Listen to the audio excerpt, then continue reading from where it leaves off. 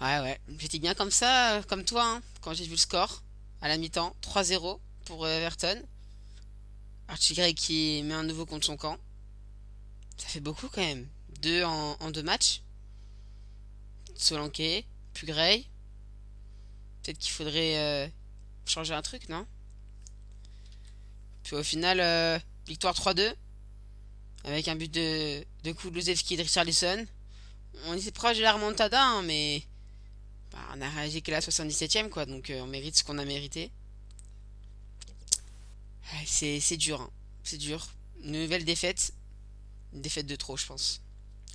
Salut à tous, c'est Mel, j'espère que vous allez bien. Aujourd'hui, une nouvelle vidéo dans laquelle on va faire le débrief du match Everton-Tottenham qui s'est tenu tout à l'heure. Et on rien qu'à voir les stats, hein. Elles parlent d'elles-mêmes, hein. Everton a dominé Tottenham, hein. 2 d'expected goals contre 1. 11 tirs à 12 pour Everton. Mais Tottenham qui a la possession, 64%, et qui a eu 8 corners et qui n'a trouvé le chemin des buts qu'après le huitième corner. C'est quand même ouais dur là pour nos Spurs. Eh les gars, faut se réveiller là-haut. Franchement, on va pas finir relégué quand même. Hein? Bon, bah écoutez, on va passer à l'analyse des joueurs, hein, comme vous le savez. Et le premier c'est Kinski. 90 minutes de jeu, il s'est pris 3 buts. Enfin en 45 minutes plutôt. 4 arrêts décisifs. En difficulté. Mais bon, c'est que ses premiers matchs en PL, donc on le pardonne, hein. Malheureusement, il a fait une erreur qui a coûté un but. 6 de notes pour lui. J'ai été gentil, je trouve. J'ai été un peu clément avec lui, mais parce que je l'aime bien et qu'il est nouveau. Spence, je pense que ouais, bon match de sa part. C'est mieux que contre Arsenal, mais défensivement, on manque. Deux centres, 80% de passes réussies, 12 duels gagnés, un tir. Encore trop discret en défense, on peut mettre. Parce qu'en attaque, bah, avec ses 12 duels gagnés, forcément, il a été plutôt bon. 6 de notes pour lui, j'aurais peut-être pu pousser à 6,5, mais ça reste un très bon match de sa part. Enfin, un bon match de sa part. Et ouais, lui, il en a encore du pas mal à nous donner, je pense, en termes en défense, hein. Dragouzine.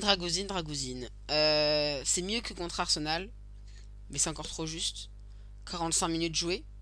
Donc forcément, ça limite sa performance et sa note. Une interception, 4 dégagements, un duel aérien gagné. C'est pas mal. 85% de passes réussies, un tir. Défensivement, on est là. On n'est pas trop là défensivement, mais franchement, bah, il faut qu'il donne plus de lui, hein. Il donne pas assez, je trouve. En bref, correct mais effacé. Note de 5. Trop neutre. Et c'est trop juste, hein, pour un joueur de première ligue. Archie Gray, il a mis un but, hein, contre son camp qui nous coûte très très très cher. Donc malgré tout, en défensivement, c'est moyen. Deux dégagements, 90% de passes réussies, c'est quand même pas mal.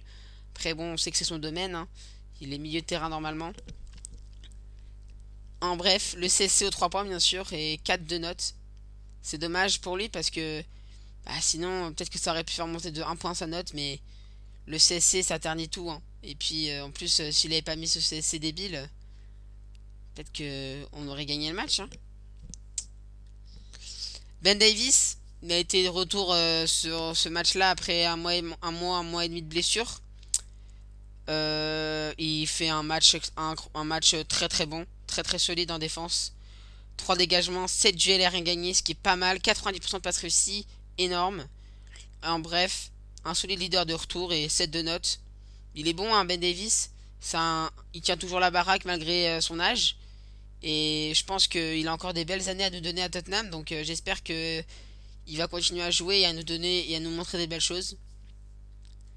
Pedro Porro, 90 minutes de temps de jeu. 4 centres, une interception, 77% de passes réussies, 5 duels gagnés, 0 tir. Trop neutre en attaque qu'en défense. Bon, en attaque ça va, mais imprécis bien sûr. En défense, il manque quelque chose. Euh, mais il est plus à son prime, hein. Le prime, c'était en 2022, 2023, où il a été, où il nous marquait des buts à tous les matchs, quoi. Là, franchement, c'est neutre, hein, et ça se ressent sur sa note, hein. Encore trop juste, 5. Lucas Bergval, que dire de lui, hein. Toujours mieux, 93% de passes réussies, une interception, 5 duels réussis, peut-être un petit manque de créativité, parce qu'il a fait 0 passe clé, un tir, mais franchement, il a que 19 ans, donc se dire qu'il surplombe des mecs qui ont plus de 300 matchs en PL, c'est fou quoi. Il est vraiment super fort, vraiment très très fort.